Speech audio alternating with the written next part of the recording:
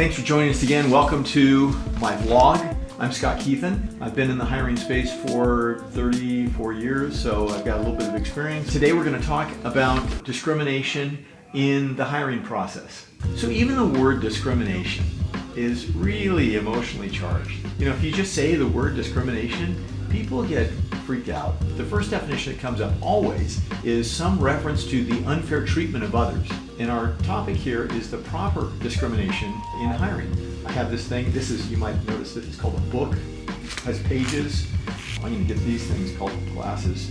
Discriminate, to distinguish between things. When we're hiring, we should distinguish between things, right? That's an appropriate thing. So here's where we should discriminate legally and legitimately in the hiring process. There are 5 areas I think that are basic that I think we should follow. The first one is character.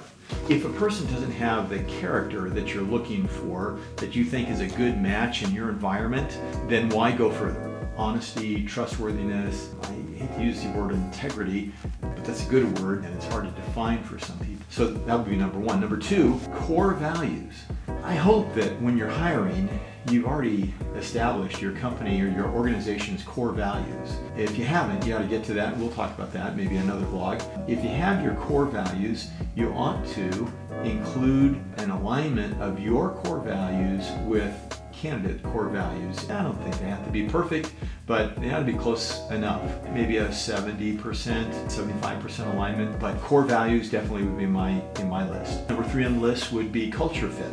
I want to discriminate with candidates who are a culture fit for my organization. I do them no favor if I bring them into my environment as a team member and they're not a good culture fit. Let's just say that I have an environment where we work hard, but we also have a great sense of humor, and they have no humor at all. Can you imagine what a drag that might be on the rest of the team? It might be a silly example, but you can imagine if there's no good culture fit between the new hire and the rest of the team, that could be a problem. If you magnify that with 1, 2, 3 team members, then your culture erodes. The company's effectiveness and efficiency begins to erode as well. If you want a high-performing team, you need to take that culture that makes that team high-performing and replicate it. Character, core values, culture.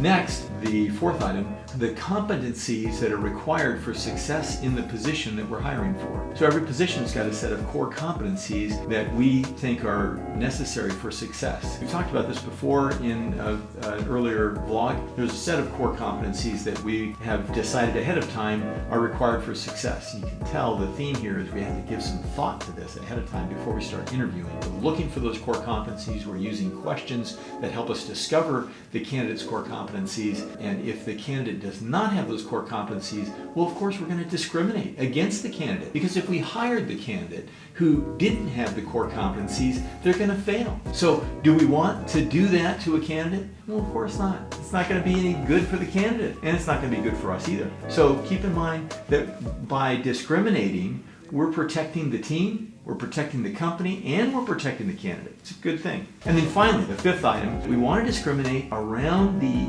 area of energy and drive and motivation. I get to talk to lots of folks at different stages in their career. When I talk to folks at the later part of their career, a common comment is, boy, I'm worried that nobody will hire me because of my age. It's a fair worry or anxiety that people have. But the real issue is not age, it's energy and drive and maybe passion. I've met plenty of people that are in their 70s. Based on their energy and drive, they got no problem finding work because they love what they do.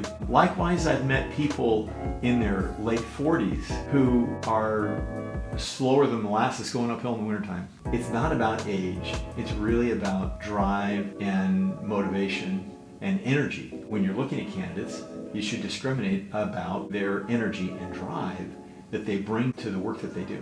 So again, to recap, character, values, culture, competencies, and drive or energy. So that's it. If you like our vlog, then click like and follow us if you would. If you don't like us, well, there's a button for that too.